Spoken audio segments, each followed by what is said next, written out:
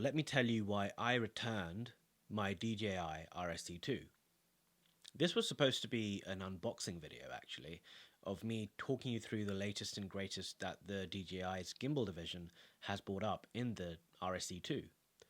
But soon after unboxing, I realized the single biggest reason why not only myself but others should not buy the DJI RSC 2. Active Tracking 3.0. That's right, the non-Pro combo version does not have active tracking without the Raven Eye module. This basically renders the non-Pro combo version useless. Now, okay, that's a bit harsh, right? It's still a great gimbal, but at £389 to not have active tracking, and if we compare that to the previous generation model, at £205 right now, which does have active tracking, what do you say to that? And let me say that none of the bigger YouTubers out there mention this in their YouTube reviews of the RSC2.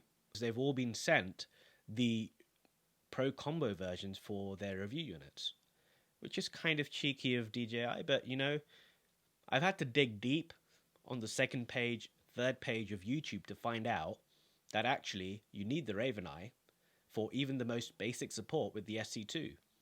You and I, however, have to cough up another £180 for the Pro Combo version, which does include the Raven Eye. Now, you could buy the Raven Eye module separately, but at £150 versus £180, you get a metal tripod, a nice case. It's probably just worth getting that extra initially when you're making the investment. Adding that extra money brings the total of the Pro Combo version to £589.